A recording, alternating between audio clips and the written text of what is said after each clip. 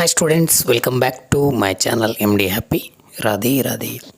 ಆತ್ಮೀಯ ವಿದ್ಯಾರ್ಥಿಗಳೇ, ಭಾಳ ಜನ ವಿದ್ಯಾರ್ಥಿಗಳು ಕಮೆಂಟ್ ಮೂಲಕ ನಿಮ್ಮ ಪ್ರಶ್ನೆಗಳನ್ನು ಕೇಳಿದ್ರಿ. ಸರ್, ನಮಗೆ ಸೆಕೆಂಡ್ PUC ಎಕನಾಮಿಕ್ಸ್ನಲ್ಲಿ 4 ಮತ್ತು 6 ಅಂಕದ ಕೆಲವು ಪ್ರಮುಖ ಪ್ರಶ್ನೆಗಳನ್ನು ಕೊಡಿ, ಆ್ಯನ್ಯುವಲ್ ಎಕ್ಸಾಮ್ ಸಮೀಪ ಬರ್ತಾ ಇದೆ, ಭಾಳ ಇಂಪಾರ್ಟೆಂಟ್ ಆಗಿರುವ ಅವೇ ಪ್ರಶ್ನೆಗಳು.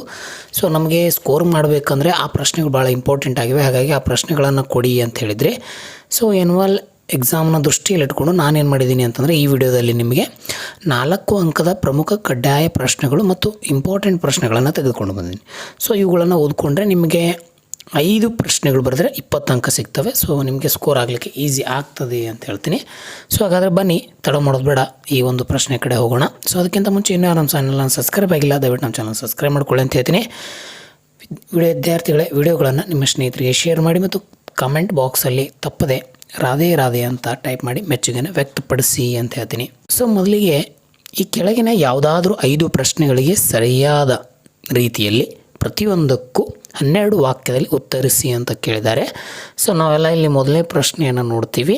ಒಂದು ಸರಳ ಆರ್ಥಿಕತೆಯಲ್ಲಿ ಕೃಷಿ ಕುಟುಂಬ, ನೇಕಾರ, ಶಿಕ್ಷಕರು ಸಂಪನ್ಮೂಲಗಳನ್ನು ಬಳಸಿ ಹೇಗೆ ತಮ್ಮ ಅಗತ್ಯತೆಗಳನ್ನು ಪೂರೈಸಿಕೊಳ್ಳುತ್ತಾರೆ ಎಂಬುದನ್ನು ಸಂಕ್ಷಿಪ್ತವಾಗಿ ವಿವರಿಸಿ ಅಂಥೇಳಿ 4 ಅಂಕಕ್ಕೆ ನಿಮಗೆ ಇಲ್ಲಿ ಪ್ರಶ್ನೆಯನ್ನು ಕೇಳ್ತಾರೆ. ನೋಡಿ, ಇಲ್ಲಿ ವಿವರಣೆಯನ್ನು ಕೊಟ್ಟಾಗ ಒಂದು ಆರ್ಥಿಕತೆಯಲ್ಲಿನ ಸಂಪನ್ಮೂಲ ಮಿತಿಯಾಗಿವೆ, ಆದರೆ ಜನರ ಬಯಕೆಗಳು ಅಪರಿಮಿತವಾಗಿವೆ. ಇದು ನಿಮಗೆ 1 ಅಂಕದ ಪ್ರಶ್ನೆಯಲ್ಲೂ ಸಹ ಬರ್ತದೆ. ಹಾಗಾಗಿ ಕೊರತೆಯ ಸಂಪನ್ಮೂಲಗಳು ಉಂಟಾಗಿದೆ.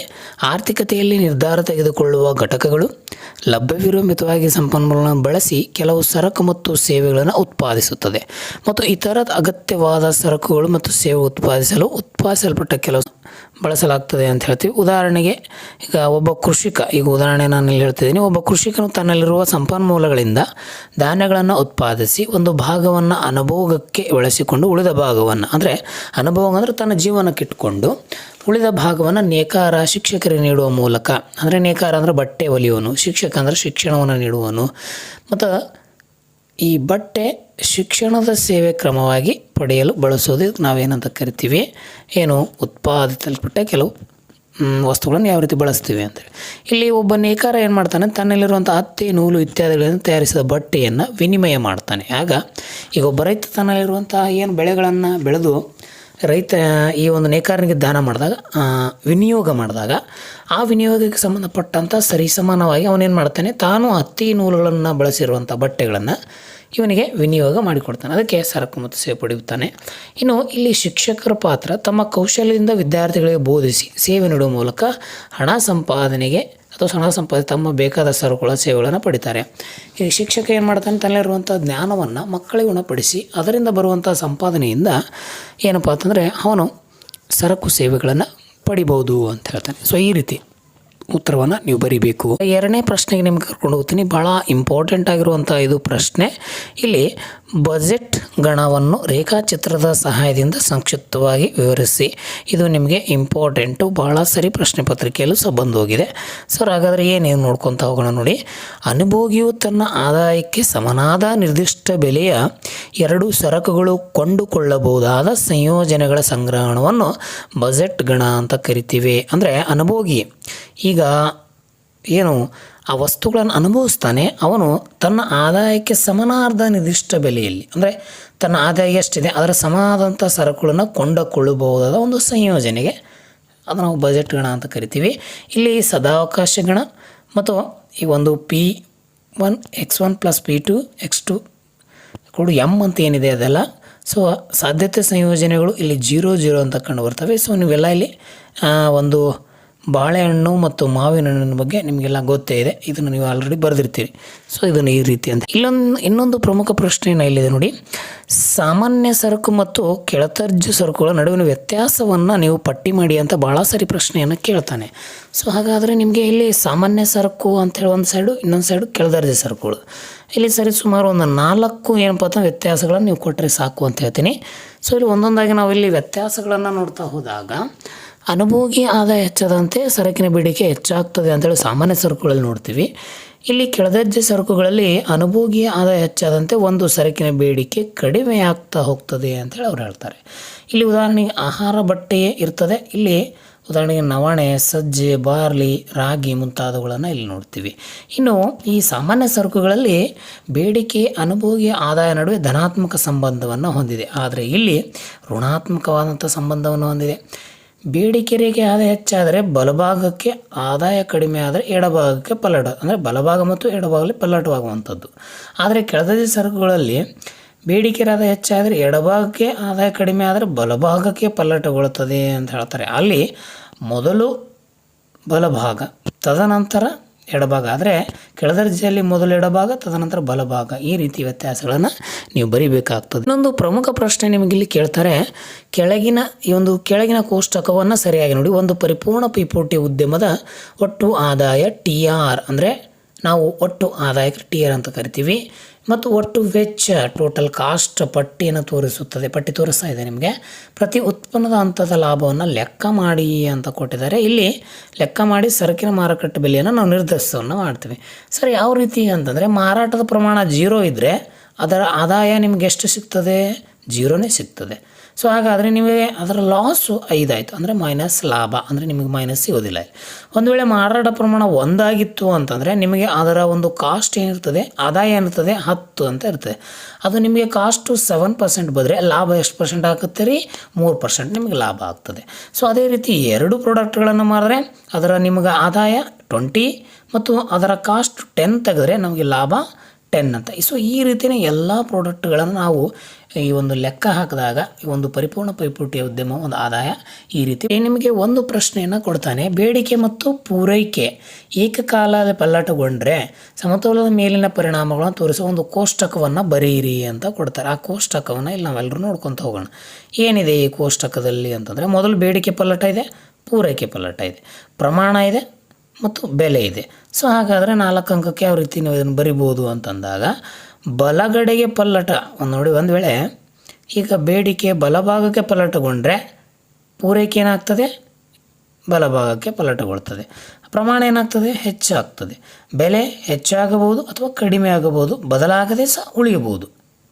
ಇದು ಇನ್ನು ಎಡಗಡೆಗೆ ಬೇಡಿಕೆಯಲ್ಲಿ ಪಲ್ಲಟವಾದರೆ ಪೂರೈಕೆಯಲ್ಲಿ ಸಹ ಎಡಗಡೆನೇ ಪಲ್ಲಟ ಆಗ್ತದೆ. ಪ್ರಮಾಣ ಏನಾಗ್ತದೆ? ಕಡಿಮೆ ಆಗ್ತದೆ. ಹೆಚ್ಚಾಗಬಹುದು, ಕಡಿಮೆ ಆಗೋದು ಅಥವಾ ಬದಲಾಗದೆ ಉಳಿಬೋದು ಅಂತ ಹೇಳ್ತೀವಿ. ಇನ್ನು ಬೇಡಿಕೆ ಪಲ್ಲಟ ಎಡಗಡೆ ಮತ್ತು ಪೂರೈಕೆ ಪಲ್ಲಟ ಬಲಗಡೆ ಇದ್ದರೆ ಅದು ಪ್ರಮಾಣ ಹೆಚ್ಚೂ ಆಗ್ಬೋದು, ಕಡಿಮೆನೂ ಆಗ್ಬೋದು, ಬದಲಾಗದೆ ಉಳಿಬೋದು. ಆದರೆ ಬೆಲೆ ಏನಾಗ್ತದೆ ಅಂದರೆ ಕಡಿಮೆ ಆಗುತ್ತಾ ಹೋಗ್ತದೆ. ಸೊ ಇನ್ನು ಬೇಡಿಕೆಯಲ್ಲಿ ಪಲ್ಲಟ ಬಲಗಡೆ ಆದರೆ, ಪೂರೈಕೆಯಲ್ಲಿ ಪಲ್ಲಟ ಎಡಗಡೆ ಆದರೆ ಹೆಚ್ಚಾಗಬಹುದು. ಪ್ರಮಾಣ ಏನಾಗ್ತದೆ? ಹೆಚ್ಚಾಗ್ತದೆ, ಕಡಿಮೆ ಆಗ್ತದೆ, ಬದಲಾಗೋದು. ಆದರೆ ಬೆಲೆ ಮಾತ್ರ ಹೆಚ್ಚಾಗ್ತಾನೆ ಇರ್ತದೆ. ಸೊ ಈ ರೀತಿ ಏನಪ್ಪ ಅಂತಂದರೆ ಕೋಷ್ಟಕದ ಮೂಲಕ ನಾವು ಬೆಳೆ, ಬೇಡಿಕೆ, ಪೂರೈಕೆ ಏಕಕಾಲದಲ್ಲಿ ಪಲ್ಲಟವಾದರೆ ಅದನ್ನು ತೋರಿಸ್ತೇವೆ. ಭಾಳ ಸಾರಿ ಈ ಪ್ರಶ್ನೆಯನ್ನು ಕೇಳ್ತಾನೆ. ಏನು ಅಂತಂದರೆ, ಅಭಿವೃದ್ಧಿ ಹೊಂದಿದ ಮತ್ತು ಅಭಿವೃದ್ಧಿಶೀಲ ದೇಶಗಳೆರಡರಲ್ಲಿ ಸರ್ಕಾರ ಮತ್ತು ರಾಜ್ಯ ಮತ್ತು ಕುಟುಂಬ ವಲಯಗಳ ಪಾತ್ರವನ್ನು ವಿವರಿಸಿ ಅಂತ ಕೇಳ್ತಾನೆ. ಸೊ ಹಾಗಾದರೆ ನಾವಿಲ್ಲಿ ಸಂಕ್ಷಿಪ್ತವಾಗಿ ಒಂದು ಸ್ವಲ್ಪ ಇಲ್ಲಿ ಹೋಗ್ತಾ ನೋಡಿದ್ರೆ, ಮೊದಲು ನಾವೇನು ಮಾಡೋಣ? ಸರ್ಕಾರವನ್ನು ನೋಡೋಣ. ಯಾವ ರೀತಿ? ರಾಜ್ಯ ಅಂದರೂ ಒಂದೇ, ಸರ್ಕಾರ ಅಂದರೂ ಒಂದೇ. ಕಾನೂನುಗಳನ್ನು ರೂಪಿಸುವುದು ಮತ್ತು ಜಾರಿಗೆ ತರುವುದು ಸರ್ಕಾರದ ಕರ್ತವ್ಯ. ಅಭಿವೃದ್ಧಿ ಕಾರ್ಯಗಳನ್ನು ಏರ್ಪಡಿಸುವುದು, ಉತ್ಪಾದನೆಯನ್ನು ಕೈಗೊಳ್ಳುವುದು, ತೆರಿಗೆಗಳನ್ನು ಸಂಗ್ರಹಿಸುವುದು, ಜೊತೆಗೆ ಮೂಲಭೂತ ಸೌಕರ್ಯಗಳನ್ನು ಒದಗಿಸಿ ಆರೋಗ್ಯ, ಶಿಕ್ಷಣ, ನೈರ್ಮಲ್ಯ, ಮಾರುಕಟ್ಟೆ ಇತ್ಯಾದಿಗಳನ್ನು ಅಭಿವೃದ್ಧಿಪಡಿಸುವಂಥದ್ದು. ಇನ್ನು ಕುಟುಂಬ ವಲಯದ ಪಾತ್ರ ನಿಮಗೆ ಇಲ್ಲಿ 2 ರೀತಿ ಕೊಟ್ಟಿದ್ದಾರೆ. ಒಂದು ರಾಜ್ಯ, ಇನ್ನೊಂದು ಕುಟುಂಬ. ಇವೆರಡರ ಪಾತ್ರ. ಕುಟುಂಬದಲ್ಲಿ ನಿರ್ಧಾರಕ ಘಟಕಗಳಿರ್ತವೆ. ತಂದೆ ಪ್ರಧಾನ ಕುಟುಂಬ, ತಾಯಿ ಪ್ರಧಾನ ಏನಿರ್ತದಲ್ಲ, ಅಲ್ಲಿ ಕೆಲವು ನಿರ್ಧಾರಗಳನ್ನ ಕೇವಲ ಅವರಿಗೆ ಮಾತ್ರ ಸೀಮಿತ. ಇನ್ನು ಉತ್ಪಾದನೆ ಮತ್ತು ಅನುಭೋಗ ಘಟಕಗಳು ಈ ಒಂದು ಕುಟುಂಬಕ್ಕೆ ಬೇಕಾಗಿರುವಂಥ ಅನುಭೋಗದ ಮತ್ತು ಉತ್ಪಾದನೆಗೆ ಸಂಬಂಧಪಟ್ಟಂಥ ಮಾಹಿತಿ ಆಗಿರ್ಬೋದು. ಶ್ರಮದ ಪೂರೈಕೆ, ಆ ಮನೆಯಲ್ಲಿ ಎಷ್ಟು ಜನ ಕೆಲಸವನ್ನು ಮಾಡ್ತಾರೆ, ಎಷ್ಟು ಜನ ಏನಪ್ಪ ಅಂತಂದರೆ ದುಡಿಮೆಗಾರಿದ್ದಾರೆ. ಇನ್ನು ಉತ್ಪಾದನಾಂಗಳ ಪ್ರತಿಫಲಗಳನ್ನು ಗಳಿಸಿ ಯಾವ ರೀತಿಯಲ್ಲಿ ಉತ್ಪಾದನೆಗಳಾಗ್ತಾ ಇದೆ, ಉತ್ಪಾದನೆಗಳ ಪ್ರತಿಫಲನ ಏನು ರೀತಿ ಸಿಗ್ತಾ ಇದೆ. ಇನ್ನು ಸರಕು ಮತ್ತು ಸೇವೆಗಳ ಬೇಡಿಕೆ ಸೃಷ್ಟೀಕರಿಸ, ಅಂದರೆ ಆ ಒಂದು ಕುಟುಂಬ ವಲಯದಲ್ಲಿ ಬರುವಂಥ ಸರಕು ಮತ್ತು ಸೇವೆಗಳ ಬೇಡಿಕೆ ಪ್ರಮಾಣ ಎಷ್ಟು, ಯಾವ ರೀತಿಯಲ್ಲಿ ಸೃಷ್ಟಿ ಆಗ್ತಾ ಇದೆ, ಎಲ್ಲವನ್ನ ಮಾಹಿತಿ ನಾವು ಸಂಕ್ಷಿಪ್ತವಾಗಿ ಇಲ್ಲಿ ಬರಿತಾ ಹೋಗಬೇಕಾಗ್ತದೆ ವಿದ್ಯಾರ್ಥಿಗಳೇ. ಸೊ ವಿದ್ಯಾರ್ಥಿಗಳನ್ನ ವಿಡಿಯೋ ಇಷ್ಟ ಆಗಿದ್ದರೆ ಒಂದು ಲೈಕ್ ಕೊಡಿ, ನಿಮ್ಮ ಸ್ನೇಹಿತರುಗಳಿಗೆ ಈ ವಿಡಿಯೋವನ್ನು ಶೇರ್ ಮಾಡಿ. ತಪ್ಪದೆ ಕಮೆಂಟ್ ಬಾಕ್ಸಲ್ಲಿ ರಾಧೆ ರಾಧೆ ಅಂತ ಟೈಪ್ ಮಾಡಿ. ನೀವು ಮಾಡುವಂಥ ಮೆಸೇಜು ನಮಗೆ ಬೆಂಬಲ ವ್ಯಕ್ತಪಡಿಸ್ತದೆ, ಜೊತೆಗೆ ನಮ್ಮಿಂದ ನಿಮಗೆ ಸಹಾಯ ಆಗ್ತದೆ ಅಂತೇಳಿ ನಾವು ಅನಿಸಿಕೆಯನ್ನು ಪಡ್ತೀವಿ ಅಂತ ಹೇಳ್ತೀವಿ. ತಪ್ಪದೆ ಸಬ್ಸ್ಕ್ರೈಬ್ ಆಗೋದನ್ನು ಮರಿಬೇಡಿ ಅಂತ ಹೇಳ್ತೀನಿ. ಬನ್ನಿ ಮುಂದಿನ ಪ್ರಶ್ನೆಗೆ ಹೋಗೋಣ. ಇಲ್ಲಿ ಬಾಹ್ಯತೆಗಳನ್ನು ಕುರಿತು ಬರೆಯಿರಿ ಅಂತ ಭಾಳ ಸಾರಿ ಪ್ರಶ್ನೆ ಕೇಳ್ತಾನೆ. ಒಂದು ಉದ್ಯಮ ಘಟಕವು ಇನ್ನೊಂದು ಉದ್ಯಮ ಘಟಕಕ್ಕೆ ಅಥವಾ ಒಬ್ಬ ವ್ಯಕ್ತಿ ಇನ್ನೊಬ್ಬ ವ್ಯಕ್ತಿಗೆ ಮಾಡುವ ಪ್ರಯೋಜನ ಅಥವಾ ಹಾನಿಗಳ ವ್ಯಯತೆಯನ್ನು ನಾವು ಬಾಹ್ಯತೆಗಳು ಅಂತ ಕರಿತೀವಿ. ಅದರಲ್ಲಿ ಲಾಭನೂ ಇರ್ಬೋದು ಅಥವಾ ಹಾನಿನೂ ಇರ್ಬೋದು, ಪ್ರಯೋಜನ ಇರ್ಬೋದು, ಇರದೇ ಇರ್ಬೋದು. ಇಲ್ಲಿ ಬಾಹ್ಯತೆಗಳಲ್ಲಿ ಧನಾತ್ಮಕ ಬಾಹ್ಯತೆಗಳಿದ್ದಾವೆ ಮತ್ತು ಋಣಾತ್ಮಕ, ನಾನು ಹೇಳಿದೆ ಎರಡೂ ಇದೆ, ಪ್ಲಸ್ಸು ಇದೆ ಮೈನಸ್ಸು ಇದೆ. ಧನಾತ್ಮಕಗಳು ಯಾವಿದೆ ಮತ್ತು ಋಣಾತ್ಮಕಗಳು ಯಾವ ನೋಡೋಣ. ಮೊದಲಿಗೆ ನಾವು ಧನಾತ್ಮಕಗಳನ್ನು ನೋಡಿದಾಗ ಇಲ್ಲಿ ಅನುಕೂಲತೆ ಒದಗಿಸುತ್ತವೆ, ಕೈಗಾರಿಕೆ ಸ್ಥಾಪನೆಯಿಂದ ಉದ್ಯೋಗಾವಕಾಶ. ಹೌದು. ಇಲ್ಲಿ ಋಣಾತ್ಮಕತೆಗಳಲ್ಲಿ ಅನುಕೂಲತೆಗಳು ಸೃಷ್ಟಿಸುತ್ತೆ. ಯಾವ ರೀತಿ? ಕೈಗಾರಿಕೆ ಸ್ಥಾಪನೆಯಿಂದ ಮಾಲಿನ್ಯಗಳು ಸಹ ಹೆಚ್ಚಾಗ್ತದೆ. ಸೊ ಈ ರೀತಿ ಬಾಹ್ಯತೆಗಳನ್ನು ಕುರಿತು ನೀವು ಇಲ್ಲಿ ಬರಿಬೋದು ಅಂತ ಹೇಳ್ತೀನಿ. ಹೂಡಿಕೆ ಬಿಂಬಕವನ್ನು ರೇಖಾಚಿತ್ರದ ಸಹಾಯದಿಂದ ನೀವು ವಿವರಿಸಿ ಅಂತ ಕೊಡ್ತಾರೆ. ರಾಷ್ಟ್ರದ ಬಂಡವಾಳ ಸರಕುಗಳ ಭೌತಿಕ ಸಂಗ್ರಹಣೆಗೆ ಆಗುವ ಹೊಸ ಸೇರ್ಪಡೆಯನ್ನು ಹೂಡಿಕೆ ಅಂತ ಕರಿತೀವಿ. 1 ಅಂಕದ ಪ್ರಶ್ನೆ ನಿಮಗೆ ಕೇಳ್ತಾನೆ ಯಾವಾಗಾದರೂ. ಹೂಡಿಕೆ ಮತ್ತು ಆದಾಯದ ನಡುವಿನ ಕ್ರಿಯಾವಲಂಬಿ ಸಂಬಂಧವನ್ನು ಹೂಡಿಕೆ ಬಿಂಬ ಅಂದರೆ ಹೂಡಿಕೆ ಮತ್ತು ಆದಾಯ ಈ ಕೂಡಿಡುವುದು ಮತ್ತು ನಮ್ಮ ಒಂದು ಸಂಬಳ ಅಂತ ನಾನು ಇದ್ರಾಗ ಹೇಳ್ಬೋದು ಆಡು ಭಾಷೆಯಲ್ಲಿ. ಆ ರೀತಿ ಅದರ ಒಂದು ಸಂಬಂಧವನ್ನು ಹೂಡಿಕೆ ಬಿಂಬ ಅಂತ ಕರಿತೀವಿ. ಇದು ರೇಖಾಚಿತ್ರದಿಂದ ಅಂತಂದರೆ ನಿಮಗೆಲ್ಲ ಇಲ್ಲಿ ಗೊತ್ತಿದೆ, C1 ಮತ್ತು I1 Y ಅಂತ ಹೇಳ್ತೀವಲ್ಲ, ಇಲ್ಲಿ ಅದು ಸ್ವಾಯತ್ತತೆ ಹೂಡಿಕೆ ಸನ್ನಿವೇಶ ಬಿಂಬವನ್ನು ಈ ರೀತಿ ಅಂತ ಹೇಳ್ತೀವಿ. ಸೊ ಇದು ಸರಿಯಾದ ಉತ್ತರ. ಈ ವಿಡಿಯೋದ ಕೊನೆಯ ಪ್ರಶ್ನೆ ಮತ್ತು ನಿಮಗೆ ಇಂಪಾರ್ಟೆಂಟ್ ಆಗಿರುವಂಥ ಇನ್ನೊಂದು ಪ್ರಶ್ನೆ, ಸಂದಾಯ ಬಾಕಿ ಬಂಡವಾಳ ಖಾತೆ ಭಾಗಗಳನ್ನು ಪಟ್ಟವನ್ನು ಬರೆಯಿರಿ ಅಂತ ಕೊಡ್ತಾರೆ. ನಿಮಗಿದು ಭಾಳ ಸರಿ ಕೇಳಿರುವಂಥ ಪ್ರಶ್ನೆ ಆಗಿರೋದ್ರಿಂದ ಇದನ್ನು ಗಮನ ಇಟ್ಕೊಳ್ಳಿ. ಮೊದಲು ನಾವು ಬಂಡವಾಳ ಖಾತೆ ಅಂತ ಕರಿತೀವಿ. ಅದರಲ್ಲಿ ಹೂಡಿಕೆ, ಬಾಹ್ಯ ಸಾಲಗಳು, ಬಾಹ್ಯ ನೆರವು ಅಂಥೇಳಿ ವಿಧಗಳನ್ನು 3 ರೀತಿಯಾಗಿ ನೋಡ್ತೀವಿ. ಅದನಂತರ ಮೊದಲಲ್ಲಿ ನಾವು ಹೂಡಿಕೆಗಳಲ್ಲಿ ನೇರ ಹೂಡಿಕೆ ಇದೆ, ಪೋರ್ಟ್ಫೋಲಿಯೋ ಅಂದರೆ ಖಾತೆ ಹೂಡಿಕೆ ಅಂತ ಕರಿತೀವಿ. ಇಲ್ಲಿ ನೇರ ಹೂಡಿಕೆಯಲ್ಲಿ ಉದಾಹರಣೆ FD ಅಂತ ಹೇಳ್ತೀವಿ, ಕ್ವಿಟ್ಟಿಕ್ ಬಂಡವಾಳ ಮತ್ತು ಪುನರ್ ಹೂಡಿಕೆ, ಗಳಿಕೆಗಳು ಮತ್ತು ನೇರ ಬಂಡವಾಳ ಅಂತ ಕರಿತೀವಿ. ಆದರೆ ಈ ಪೋರ್ಟ್ಫೋಲಿಯೋ ಹೂಡಿಕೆಯಲ್ಲಿ ಉದಾಹರಣೆಗೆ PIL ಅಂತ ಕರಿತೀವಿ, ಸಾಗರೋತ್ತರ ನಿಧಿಗಳು ಅಂತ ಕರಿತೀವಿ. ಇನ್ನು ಬಾಹ್ಯ ಸಾಲಗಳಲ್ಲಿ ಉದಾಹರಣೆಗೆ ಬಾಹ್ಯ ವಾಣಿಜ್ಯ ಸಾಲಗಳು, ಅಲ್ಪಾವಧಿ ಸಾಲಗಳು. ಇನ್ನು ಬಾಹ್ಯ ನೆರವು ಅಂದರೆ ಉದಾಹರಣೆ ಸರ್ಕಾರದ ಅನುದಾನ, ಅಂತರ್ ಸರ್ಕಾರಿ, ಬಹುಪಕ್ಷೀಯ ಮತ್ತು ದ್ವಿಪಕ್ಷೀಯ ಸಾಲಗಳು ಅಂತ ಹೇಳ್ತೀವಿ. ಸೊ ಇಷ್ಟು ನಿಮಗೆ ವಿದ್ಯಾರ್ಥಿಗಳ 4 ಅಂಕದ ಕೆಲವು ಪ್ರಮುಖ ಪ್ರಶ್ನೆಗಳನ್ನು ಇಲ್ಲಿ ತೆಗೆದುಕೊಂಡು ಬಂದಿದ್ದೀನಿ. ಸೊ ಹೇಗೆ ಅನ್ನಿಸ್ತು ಅಂತೇಳಿ ಕಮೆಂಟ್ ಮೂಲಕ ತಿಳಿಸಿ ಅಂತ ಹೇಳ್ತಾ ವಿಡಿಯೋವನ್ನು ಇಲ್ಲಿಯೇ ಕೊನೆಗೊಳಿಸ್ತೀನಿ. ಸೊ ಎಲ್ಲರಿಗೂ ಧನ್ಯವಾದಗಳು. ರಾಧೇ ರಾಧೇಯ.